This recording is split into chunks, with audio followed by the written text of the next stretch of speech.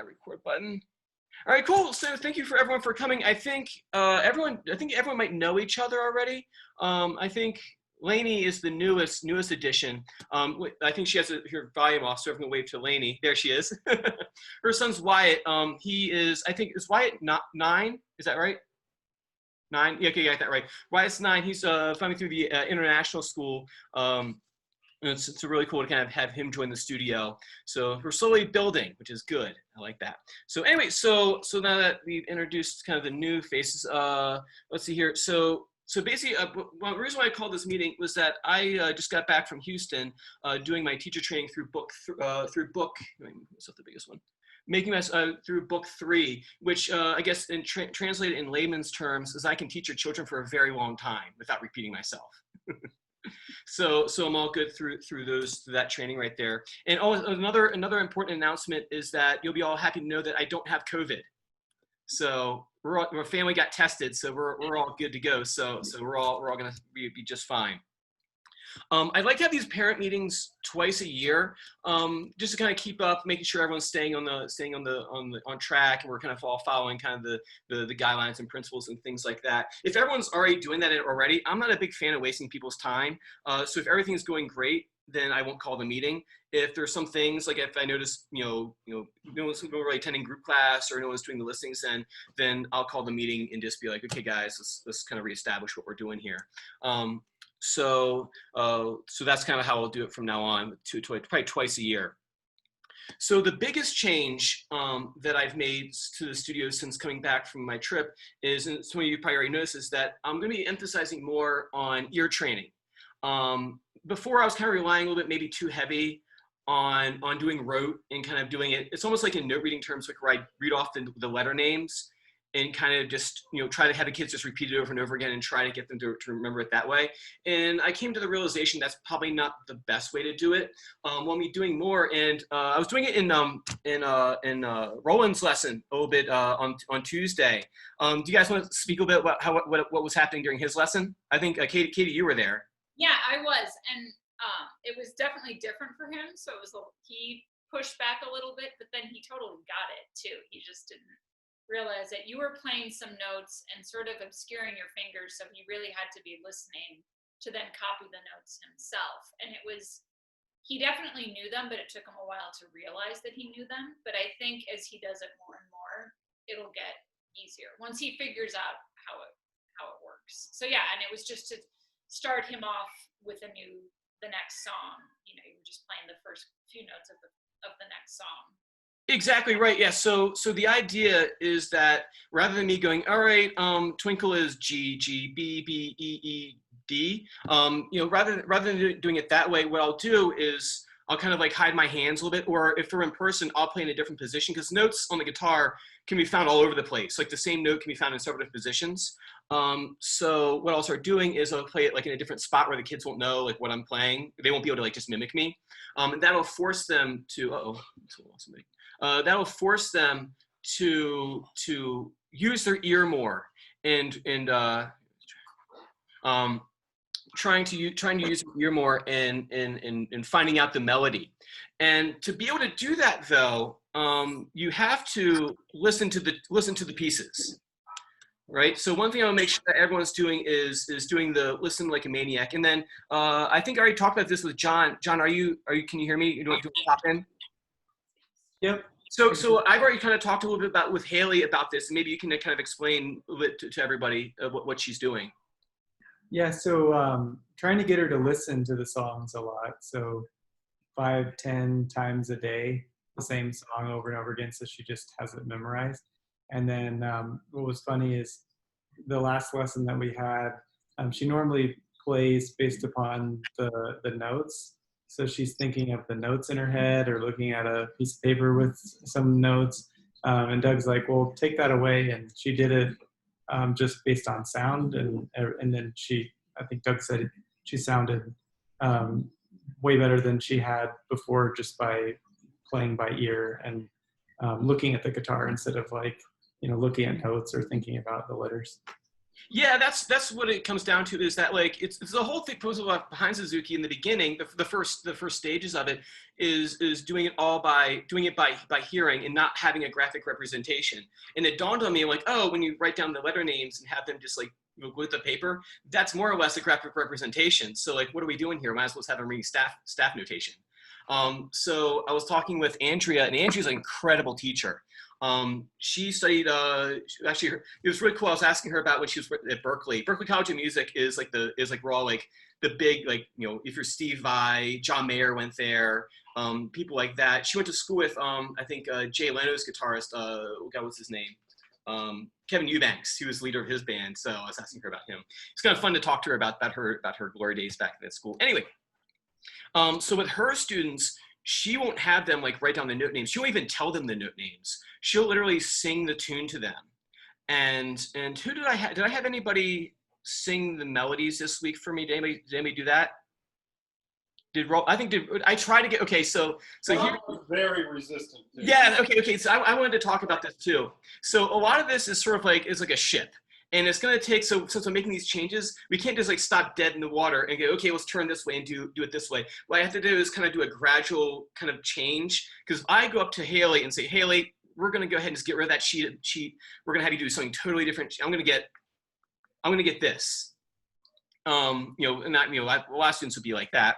So what I'm gonna do is I'm gonna slowly kind of like have her maybe like look at her paper a little bit if she's uncomfortable, if she's kind of getting like flustered, and then maybe start doing her a couple of notes at a time. So I'll play maybe the first few notes of the song, have her try to pick it out or sing it back to me. If I frame it as you have to sing to me, every single kid across the board, except for my high school kids who like to goof off, they will get really like kind of defensive and like, I don't want to sing. So I have to kind of frame it in a way that, oh, you're just going to hum the melody, or just kind of like, it's just kind of funny. Roland, I forget what song we were working on, but Roland was playing, I think it might've been Song of the Wind. He started singing it during his lesson, right? Were you there for that? Yeah. He actually sang it a little bit for me. But then you called him out on it and he froze up. Yeah. It was like, he was doing exactly what I wanted him to do. And I was like, hey, Roland, I'm really glad that you're doing that. And then he like immediately like stopped and was like, what are you talking about? Yeah. And I'm like, no, do that more. I like that.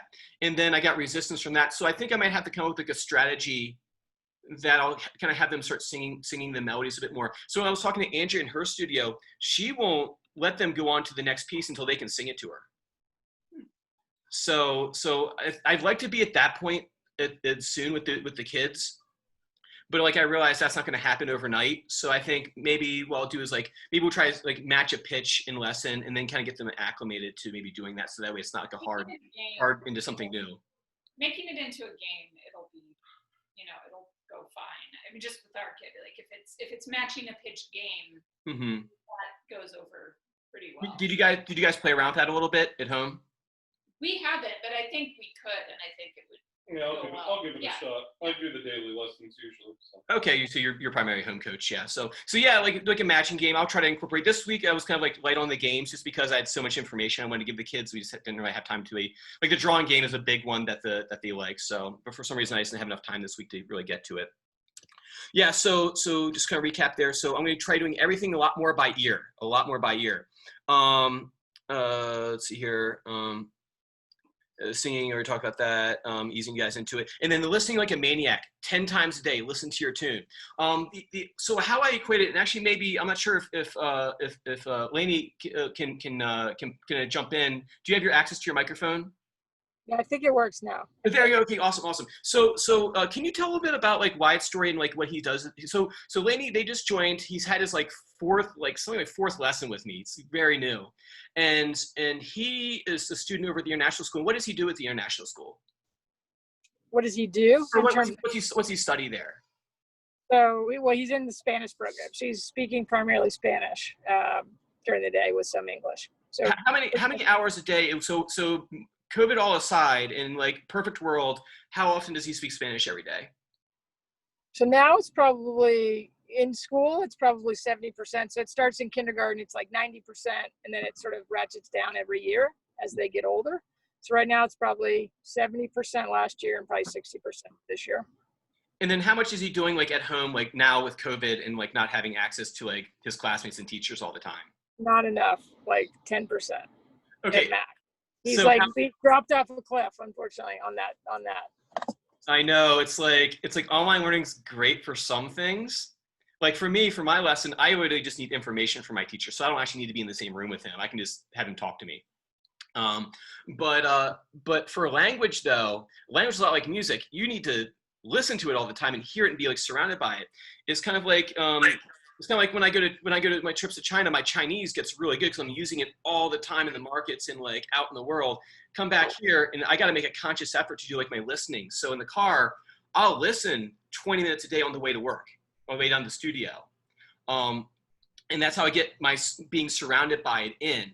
And music is the same way. If you don't listen to it, if they're not listening to the tunes, then they're not going to know how they go. They're not going to get the dialect. And that brings me to the other thing that I wanted to talk about. Number 3, I wrote all this down so that way I kind of stay focused. The third thing I wanted to talk about is like the 3 levels of learning a piece. And so you can probably all guess, what's the first thing that you do when we're learning a tune? Like say when your kids are learning the tunes, what's the first thing they even do? Like where to put their fingers, right? Where to put their fingers, what does the tune sound like? So that's like the first stage, acquisition. And then the second stage that they'll go through when learning a tune, what's the second thing that happens is that they know where all the notes are and they can kind of play it very nicely. They can play it and not have too many hesitations. Does anybody know what that last stage is when learning a tune? Or learning a piece of music? Let's see again. Flourishes. Yeah, exactly right. Yeah, exactly right. So learning artistry.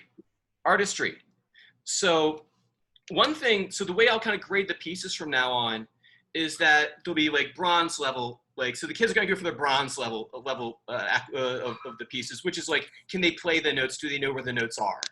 And if they can do that, I go, okay, great. You got your bronze medal for this piece. And then the second thing will be, okay, can they play the song smoothly through?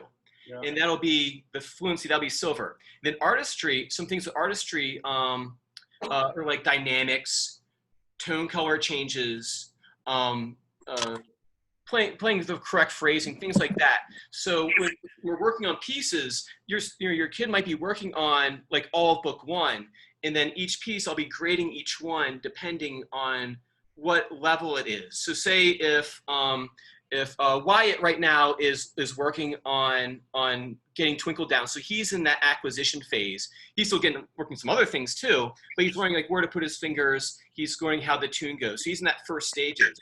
And then take someone like Haley, right? Haley, what was the last piece that she was doing? Allegretto. Yeah, Allegretto. So what was the one she was doing before? I think she was like a May song, right? Song. Yeah, May song. So in May song now, we start working. She's fluent with it in the sense that she can play it from beginning to end without any major hesitations in there. So now what I need to focus with her is making sure is she doing a crescendo through the ascending line? Is she changing tone colors and things like that? And so for each piece, for every few lessons, what I'll do is I'll have them play through the book that they know so far and go, okay, May song is like bronze level, and then Twinkle is gold medal level. So I'll be grading the pieces like that, because before what I was doing was I was focusing too much on like making it perfect before we move on to the next one. And really I can have several different projects happening at the same time with each student, so that we can kind of raise them all at different levels, like that right there. So there's any questions about that so far, or anything kind of pop out to you guys? Everything all cool with this? Okay, cool. And then the next thing I wanted to talk about was group class. And so I know summertime, like you guys are all vacations. I want to take vacation too. So I'm not like, I try to have them every few weeks, like maybe once a month or something like that, just kind of make sure everyone stays in check. And then now that school's starting, I'd like to get back to twice a month. Just my time is so limited with how much time I have to even teach students. Sundays are really kind of like the best one for in-person, just because like, oh my God, some weeks I don't even have a day off. Like say like last week, I just didn't have a day off because I had, this or that going on. But I think it's important to have groups, so I'm willing to kind of make sure I work, that much to make the kids have the group classes. So I'll kind of throw it out to you guys. Does anybody know why group class is really important for the kids to attend? Anybody want to kind of start off with? How about John? John, well, you're big into the group classes. What are your thoughts on group? I think it's good for Haley to see other kids because she mirrors them. You know, if there's another kid that's more advanced than her, then she can see what they're doing and learn from them. Mm-hmm. Yeah, and then Roland Roland actually attended the one of the via Zoom the group classes down at Andrea's studio, and I think that was really good for him. And what were some takeaways you guys had from when he was watching the other kids who were in book 2 and 3? Yeah, it was good because it was mostly kids who were a lot farther ahead than him in some cases, you know, on book 2 or 3. But he really liked hearing the songs, and then some of the games were, you know, was different than what he was used to, but then in a couple cases he realized he could still do it even though it was different. So it was kind of reassuring that he realized, oh, I know this, I'm different than these guys, but I'm at a different place. But so I think it was both good for feeling his own confidence and then also seeing what other more advanced kids are doing to have something to look forward to. That's really what it is. What happens in this game, it happened to me this year, it happens every year, is that when they hit 13, 14, they make a choice. And the choice they usually make is, do I do football or do I continue with guitar? And every year it happens, and I lose a couple just because they go into high school, it's a new scene. And the biggest way to retain students is having that group class across at any age. Because if their friends are there, they're going to want to hang out with their friends. They're going to want to see all their friends. I mean, I have it with like Roland. He was mentioning, oh, like how's Liam doing, or how's Haley doing. So it's good for them to kind of hang out together in that way. With the group classes. Also too, that's where we do a lot of our note reading. Or note reading, because I only have them for a half hour, and if I have to just go, okay, we're working on technique, we're working on vibrato right now, we have to check your old pieces, that leaves me very little time to really dig into note reading. I am going to try to do more note reading exercises in the lessons. I've been trying to save it for the group classes, but during the summertime, it's like we don't make too much progress with that just because we're all kind of in and out. So I'm going to try to save at least 5 minutes every lesson for developing note reading, because eventually halfway through book 2 into book 3 is when you really start just reading your pieces. And I have to kind of step up my game a little bit more and make sure that I kind of touch on note reading a bit more with that. I got flashcards that I use now. I'll show you guys in the lessons the flashcards that I'm using the living staff, the drill that we did when we were doing group. They jump the different lines, and then I associate it with on the board. So I'm going to try to do that more in the groups coming up, and then also a little bit in their private lessons, because I know that's what is concerned, like reading music. Because there's some Suzuki kids, they get to book like 5 and they don't know how to read anything. And it's really bad. So anyway, and the other thing I want to bring up with group, and this is kind of, I don't want to, you don't have to give me an answer right now, and you guys can think about it. Don't feel pressured one way or another. But right now we can do group class outside, and we can have the chairs really far apart. But the unfortunate reality is that winter is coming. And at some point, it'll be like 10 below and snowing outside, and we'll have to have group. But then, so, we have to think like, oh, what are we gonna do? So, I mean, at that point, it's like we might do group in Zoom. I'm open to other people's options. If some of you guys are okay for being in person, but kind of being on the opposite side of the room, I'm open to that, as long as like everything stays clean and temperature checks, things like that. So you guys maybe start thinking about what we want to do for group classes in the wintertime if we just go to Zoom for the wintertime. But then that brings its own difficulties, because in Suzuki method, a lot of it's playing with me and playing with the other kids, and that there's the problem of latency when it comes to the online software. It's fine for a business meeting, but then if you're trying to play music, unless you're Kronos Quartet, which can afford recording engineers to kind of deal with the latency or buffering issues, then we can't really do that. We can't play live together, which is unfortunate. There's some workarounds, but I can't really make it work all the time. So there's something to think about with that right there. That brings me also, I forgot to say, in group, I know some people travel a lot on the weekends, and on Sunday, maybe you have like other plans. Maybe what we'll start doing is incorporating the tech into group classes. Say if you're out like in the cabin, or I know, Katie, you guys have a cabin up in the mountains that you go to all the time. If you just wanted to, like, if you just want to connect to the group via Zoom, if you're out that week, that's always an option out there too. So I want to make sure that's available for everybody. There's no questions so far. I'll kind of keep on going down my list right here and try to make my way towards the end. The other big thing is the 100-day challenge. And has anybody done the 100-day challenge with their kids at all, or have heard about that? I think, yeah, Heather, have you guys? That's how we started Suzuki. So remember, that's how she got her, was it her bird? Yeah. Yeah. Oh, Pine, the unofficial studio mascot. I'm the result of 100 days in a row of playing Suzuki guitar. Do you want to kind of speak to a little bit about what you did? So we just set the goal with her that she had to practice every day for 100 days, for at least 20 minutes, and we got her like little stickers, and she put them on her calendar every day that she did it, and yeah. It's such a great tool. To build any habit, you need to I think I can't remember what the, like 6 weeks or something like that to build a habit. But for the kids, let's go ahead and tack on another 3 weeks just to be safe. Or was it? Yeah, something like that. Anyway. Yeah. So I think I should have maybe do my math better. That's why I'm a musician, not in business or anything. Anyway, so a 100-day challenge. So I'm going to offer for my students, and we're all in the honor system here, so no cheating.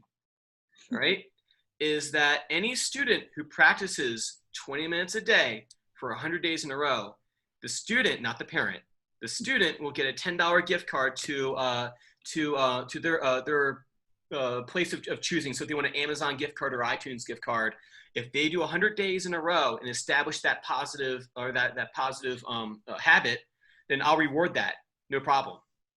It's a small thing for a big accomplishment. So I want all my students to be able to do that. Now that brings us to the challenge of like traveling and things like that. So there's one guitar duo. They're like 14 or 15, and they're incredible guitar players. And I think they're on day 3,000 or something like that. They're up there. They've been playing since they were like 3 or 4. I think they started playing, but they're up in like the thousands of days a row in practice. And there's pictures of them at the airport. They're on family camping trips. They got the guitars out. So just have to make it work if they can do it. Well, we were on vacation while she was doing it, and we were going to bring the guitar, but we just told her to practice like the rhythms and like listen to the music. So it was still practice, but it just wasn't like physical, like guitar. Songs to listen to anywhere. Hey, we got to go for another Zoom meeting with our school. So I picked the best night. I picked the best night. So we'll watch the recording for whatever we missed at the end. Yeah, I'm gonna try to wrap this up in the next like 5 minutes, so that way we won't be out of here. Sorry, we gotta run. Right. All right, I'll see you guys on Tuesday. Yeah, sounds good. Bye. Okay, cool. So where was I? Where was my train of thought? Yeah, so the 100-day challenge. It's great. It's great for the students. If anybody does, they get the gift card. Blah blah. So and then note reading I talked about. And then the last thing I want to talk about is that that I'm kind of thinking about, because we can't really have performances, but I really want the students to play out. I'm thinking about like having like maybe the students could go to a coffee shop and like go out front, all of our masks on and everything, and hand sanitizer, and maybe play tunes for people outside coming and going. So those are some things I'm thinking about to get the kids to play out a little bit more and to play for the community. Another thing I want to mention is that I did this for you guys with John. So 10% off your next tuition check if you get a friend to sign up for lessons. And so if you guys have someone join, I'll give the 10% off the next tuition. It's like $40, basically a free lesson. So there's that footing out there too. All right, I think that's pretty much what I wanted to talk about. Oh, there's one last thing I wanted to talk about. It has to do with Grayson. Wait, can you hear me over there? Can you pop in real quick? Yep, I can. Can you hear me? Yeah, I can hear you. Great, great. So with Grayson, I just want to say I found. So when I went down there to Houston, I found I was the guy in the class with me. He was doing a dual doctorate in comparative pedagogy with guitar, which is a really lame way of saying that he just takes a bunch of method books and compares them and kind of figures the order. Well, anyway, so I was talking to him, and I was mentioning how I had students young as Grayson. It was like, okay, we're doing Twinkle, and we're trying to get into Lightly Row, but are there other things out there that I can supplement his lessons with? And he actually showed me this book. It's actually the Proto Suzuki method. It was written by a woman, and back in the 90s, the guitar world's it's still guy oriented. It's trying to change that. But she wrote a method, and actually a lot of stuff that my son was learning in his Suzuki early childhood classes, I found directly in this book right here. And what I did in his last lesson, Grayson's working on the Coo, where are you? Which is something that Ethan did when he was going to his class. They would play that game at the beginning. So what I'm going to do with Grayson is actually I'm going to do some of those early childhood Suzuki games with him. Like one being having him stand still for 10 seconds and seeing if you can do that and kind of build off of that. So I have plenty of stuff for him to work on and getting his ear training up too in an age appropriate sort of way. So Great. Yeah. So he has that to look forward to, and then also too there'll be a lot more like little tunes. So rather than having a big project, so we'll have a big project like Twinkle or Lightly Row, which he's in now. We'll have these little kind of stepping stones where he'll learn maybe like a short little phrase that's maybe a couple notes long. He'll learn how to sing them and get his ear training in that way too. So I got plenty of stuff for him as well. All right, great. Awesome. Sounds good. Yes, that brings us to 7 o'clock, and I promised my wife I'd finish up at 7 o'clock, so here we are. Does anybody have any questions for me or anything like that? Speak now. No? So, well, cool. So there it is. That's what I wanted to talk about today. If there's no questions, I will see everybody at their next lesson probably on Tuesday or Thursday or Saturday. All right. So I'll see you guys later. Thank you, Doug. Thank you. No problem. Take care, everybody.